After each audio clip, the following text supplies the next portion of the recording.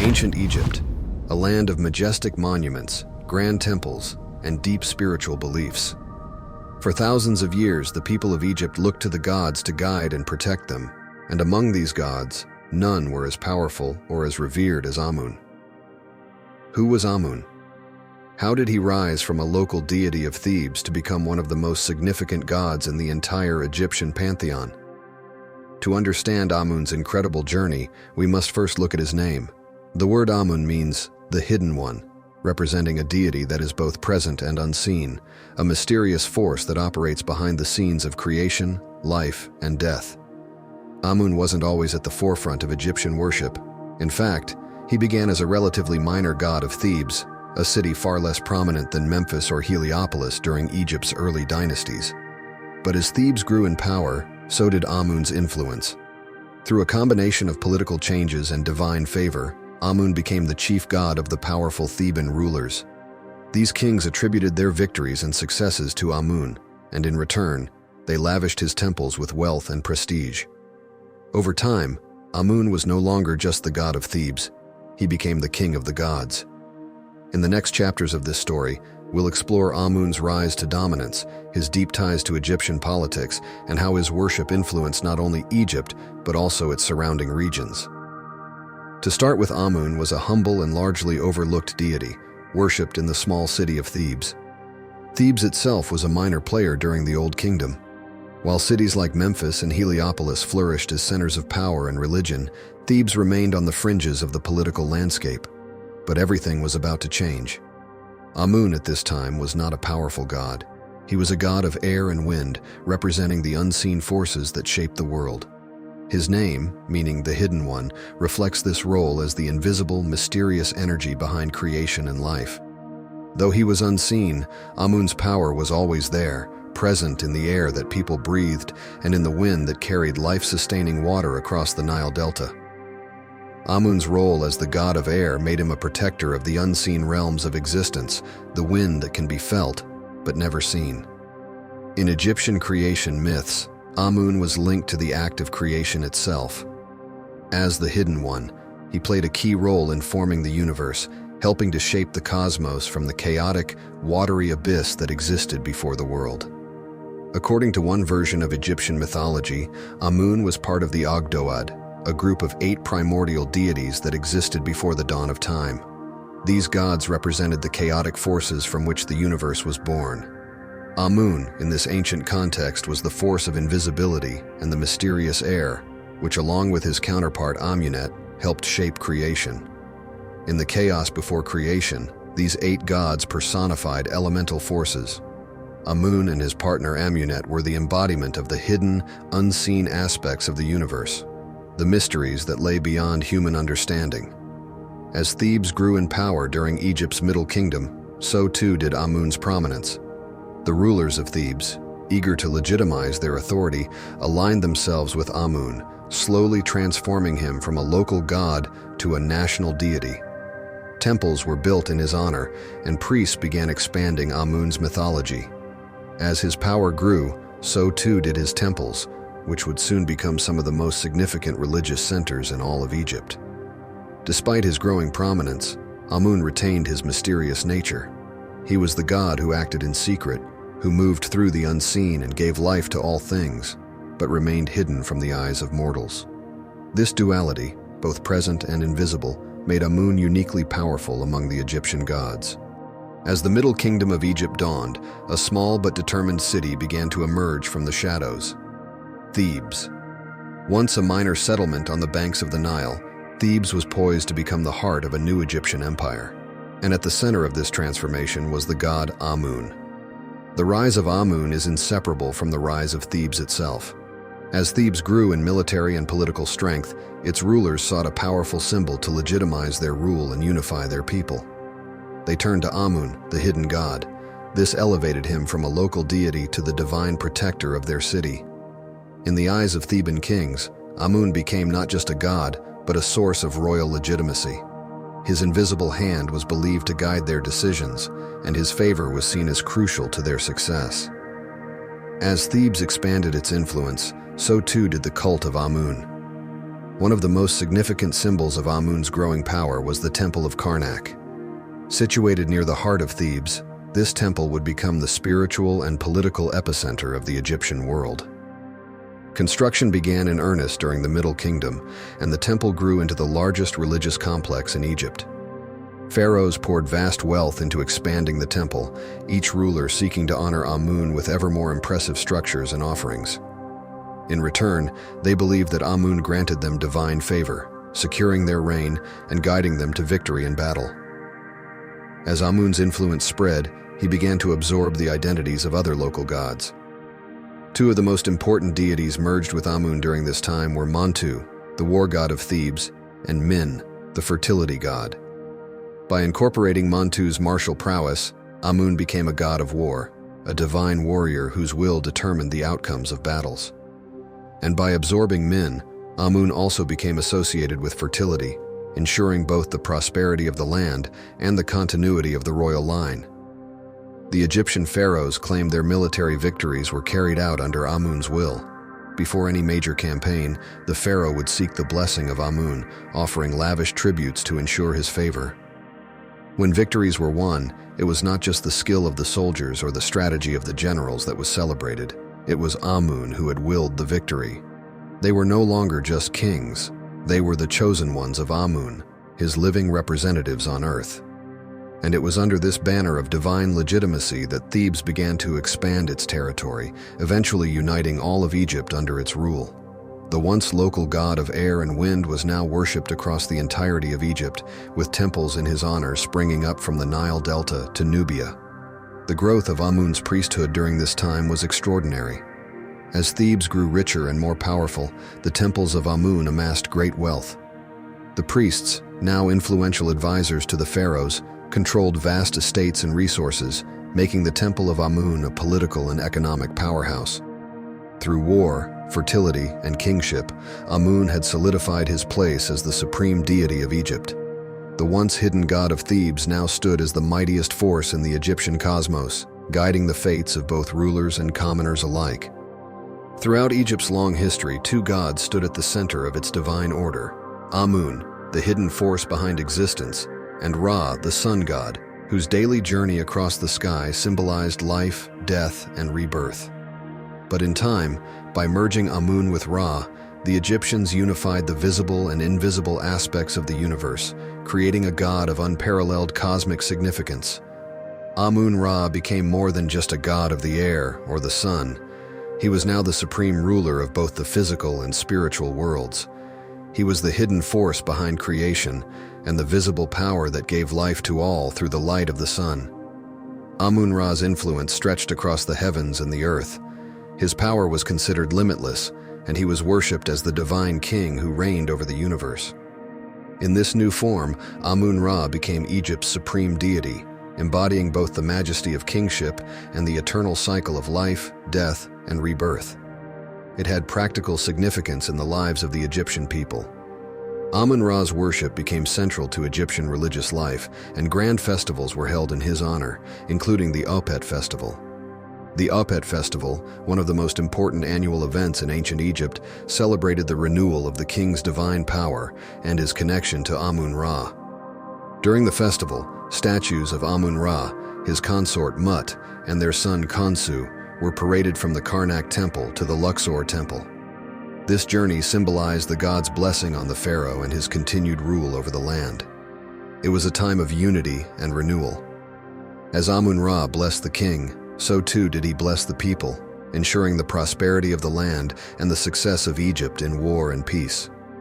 Through his merger with Ra, Amun's role expanded far beyond that of a local deity. Now, as Amun-Ra, he was worshipped throughout the entire Egyptian empire.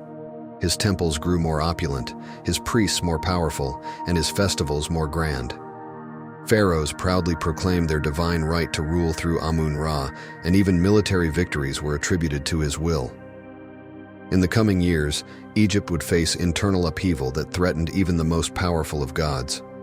A new pharaoh, Akhenaten, would attempt to upend the entire religious system, rejecting Amun-Ra in favor of a single god, Aten.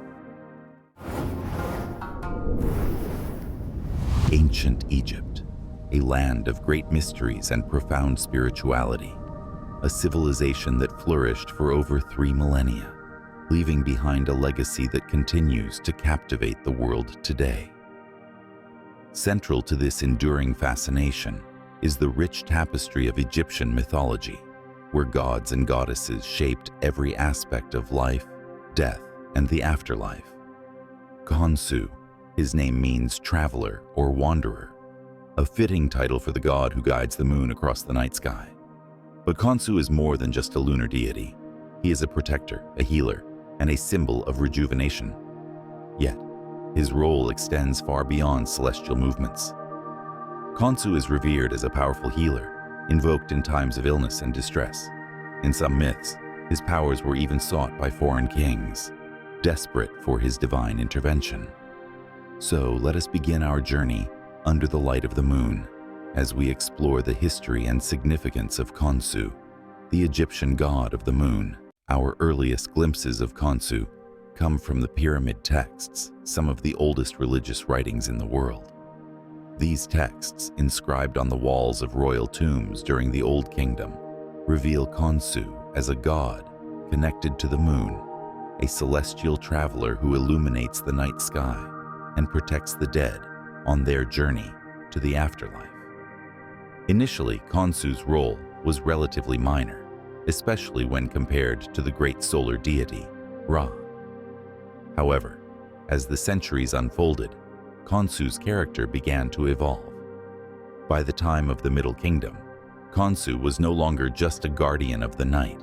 He had become a vital part of the Egyptian pantheon, known for his healing powers and his connection to the cycle of life and death.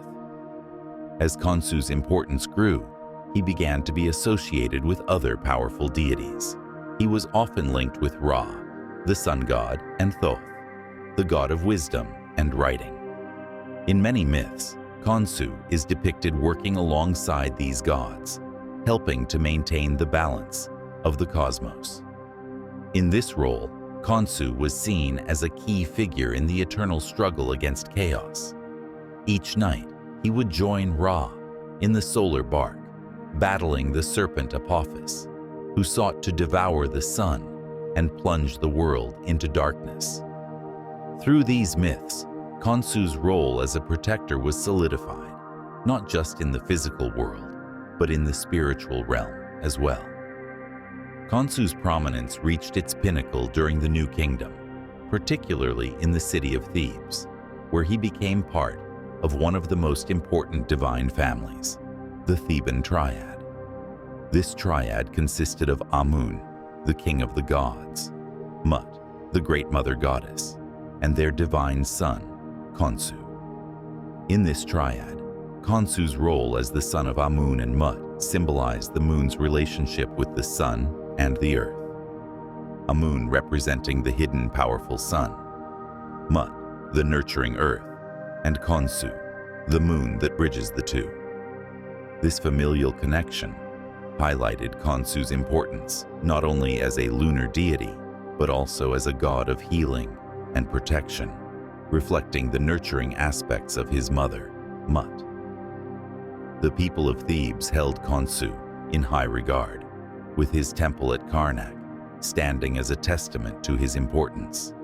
Here, rituals were conducted to honor Khonsu, asking for his protection during the night and invoking his healing powers in times of illness. Khonsu's connection to Thebes also tied him to the city's political and religious power. As Thebes grew in prominence during the Middle and New Kingdoms, so too did the worship of Khonsu. The city's rulers, eager to legitimize their authority, often depicted themselves as favored by the Theban Triad, with Khonsu acting as a divine protector and healer. Khonsu's connection to the moon is one of the most defining aspects of his character. The ancient Egyptians believed that Khonsu controlled the phases of the moon, his influence waxing and waning as the moon moved through its monthly cycle. Khonsu was revered as the illuminator of darkness, the god who brought light to the night. His presence was seen as a comfort, a beacon of hope in the dark hours when the dangers of the night were most feared. But the moon's journey was not without peril. Each night, Khonsu would embark on a dangerous voyage, accompanying Ra in the solar bark as it traveled through the underworld. During this nightly journey, Khonsu played a crucial role in protecting Ra from the serpent Apophis, the embodiment of chaos, who sought to devour the sun and plunge the world into eternal darkness. It was Khonsu's task to battle this fearsome serpent, using his lunar powers to drive it away and ensure that the sun would rise again. This nightly battle between Khonsu and Apophis symbolized the eternal struggle between order and chaos, light and darkness. Through these myths, the ancient Egyptians understood the vital role that Khonsu played in the preservation of life and the stability of the universe. Khonsu was not only a guardian of the night, he was also a powerful healer. His reputation as a divine physician spread far beyond the borders of Egypt, with stories of his healing powers becoming legendary. One of the most famous stories of Khonsu's healing powers comes from the land of Nubia, where a foreign king, stricken with illness, desperately sought Khonsu's aid. In this tale, Khonsu was invoked to travel to Nubia and heal the ailing monarch, demonstrating his far-reaching influence and the faith that people placed in his powers. In this myth, Khonsu's journey to Nubia was not just a demonstration of his healing abilities, but also a testament to his role as a benevolent deity who could cross borders to bring relief to those in need. His association with healing was so strong that he was often invoked alongside Thoth, the god of wisdom and medicine, in medical practices and rituals. Perhaps the most well-known tale of Khonsu's healing powers is found on the Bentresh stela, where the god is called upon to heal a foreign princess suffering from a mysterious illness. According to the stela, Khonsu's statue was brought to the foreign land, and through his divine presence, the princess was cured, further solidifying his reputation as a powerful healer. He was not just a god of the moon, but a divine protector who could bring health and wellness to those who sought his help, no matter where they were. In a time when the night was filled with unseen dangers, from wild animals to evil spirits, Khonsu was invoked as a guardian who could guide and protect those who journeyed under the cover of darkness. Tales of Khonsu's protective powers were widespread. It was believed that he could shield travelers from harm, warding off evil spirits that roamed the night. His presence was a source of comfort for those who ventured into the unknown, knowing that the moon god watched over them. Khonsu was seen as a guardian of the vulnerable, a deity who ensured that the night, despite its dangers, could be safely navigated. His protective powers were also called upon in the home, where amulets and prayers invoking Khonsu were used to protect against evil forces during the night. Khonsu the child, often depicted as a young boy with a sidelock of youth. This representation emphasizes his role as a youthful, vibrant deity, full of potential and closely associated with the renewal of life.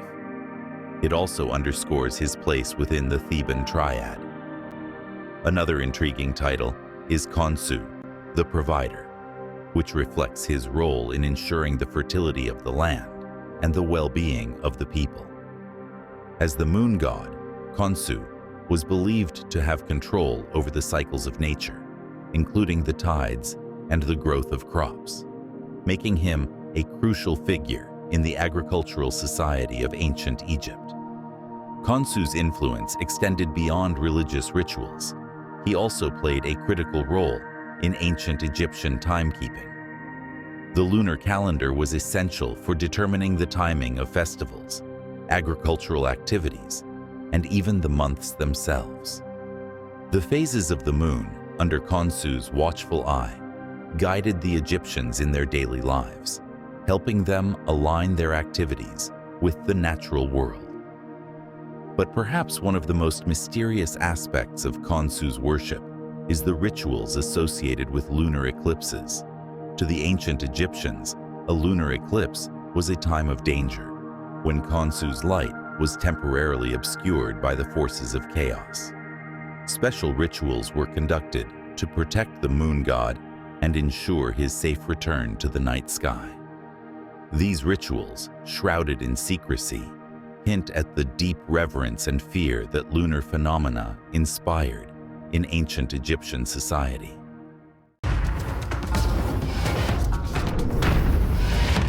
We will dive deep into the origins and early worship of one of Egypt's most significant, yet often overlooked deities, the Mother Goddess. Mut's origins can be traced back to the city of Thebes, now known today as Luxor. Mut was revered as the Great Mother, a title that reflected her nurturing maternal essence and her role as the mother of the gods. The name in Egyptian simply translates to mother, emphasizing her role as a maternal figure, not only to the gods but to the entire cosmos. Her name carried immense weight, symbolizing both the literal and spiritual aspects of motherhood. As the ancient Egyptians believed, she was the source of all life. Despite her later prominence, Mut's early origins remain somewhat mysterious. She likely began as a local deity in Thebes, but by the Middle and New Kingdom periods, her influence grew exponentially, alongside the rise of Amun, who became the most powerful god in Egypt. As Amun's stature increased, so too did Mut's, cementing her place as the queen of the gods. Interestingly, it was the rise of Thebes as a political and religious center that helped her ascend from a regional deity to a central figure in the Egyptian pantheon. As Thebes flourished, so too did the worship of the Theban Triad. The relationship between Mut, Amun, and Khonsu wasn't just familial, it was symbolic of cosmic order. Together, they represented a balance of power. Amun, the unseen force of creation, Khonsu, the celestial regulator, and Mut, the nurturing mother who kept it all in harmony. One of Mut's most important religious centers was the Karnak temple complex, where she had a grand precinct dedicated entirely to her. This temple, located just south of Amun's larger temple, was a testament to her growing importance. The connection between these temples symbolized the deep bond between Mut and Amun. At Karnak, the temple was home to numerous statues and representations of the goddess, often showing her with the double crown of Upper and Lower Egypt. This imagery reinforced her position as a mother not only to the gods, but to the pharaohs and people of Egypt. She was both nurturing and powerful, embodying the stability and prosperity of the land itself. Mut was deeply connected to the sky and water, two powerful symbols of life and creation in Egyptian mythology. The sky represented her divine presence, watching over the world, while water symbolized fertility and the flow of life. Just as the Nile was the lifeblood of Egypt, Mut was the lifeblood of the cosmos. Her nurturing presence was often invoked during times of need, whether for the fertility of the land or for protection in war. Ancient Egyptians believed that by calling on Mut, they were seeking the help of a protective mother who would safeguard them in the same way she cared for the gods. Like the waters of the Nile, which gave life to Egypt, Mut symbolized the primal forces of creation. As the goddess of both fertility and the heavens, she ensured that the cycle of life continued. Her influence could be seen in the growth of crops, the flooding of the Nile, and the prosperity of the people. As her influence expanded, Mut became a central figure in the religious life of ancient Egypt. Offerings were made to her in her temples, and she was invoked in prayers and rituals seeking fertility, health, and divine protection. As the mother of the gods and the protector of kings, Mut's presence was felt in every aspect of Egyptian life. She held a unique place in the Egyptian pantheon, embodying divine royalty and the power of protection. Revered as the mother of gods and the queen of the heavens, Mut was deeply connected to Egypt's royal authority and the ruling pharaohs. Mut was revered as a powerful protector of the king. She was a guardian of divine royalty itself. This maternal yet fierce role is what set Mut apart as a symbol of both authority and protection, traits essential to the pharaoh's divine rule. The pharaohs considered themselves under her watchful care, receiving her divine endorsement and strength to rule. In return, they honored her with grand temples and elaborate festivals. She was distinct from other prominent mother goddesses like Isis and Hathor. Isis, known for her loyalty and devotion, was associated with the resurrection myth of Osiris and had a role that emphasized love and the afterlife. Hathor, the goddess of joy, fertility, and motherhood, was closely tied to music, dance, and fertility, often depicted as the nurturing cow goddess who provided sustenance. Mut, however, combined aspects of both Isis and Hathor with a unique emphasis on royalty, strength, and fierce protection. She was not only the mother, but the queen, embodying strength in the realm of gods and humans alike. Her association with Amun, one of the most powerful gods in Egyptian religion, further elevated her status.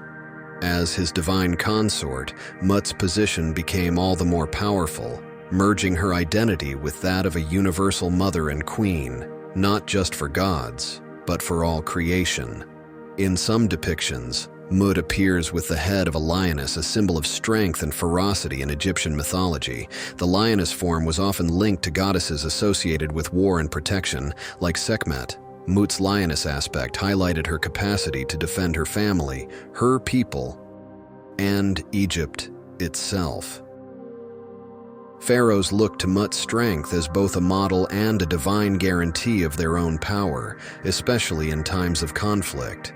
Thank you for joining us on this exploration of Mut, the great mother of Egypt's gods and kings. If you enjoyed this journey, don't forget to like, subscribe, and stay tuned for more deep dives into the captivating world of ancient mythology.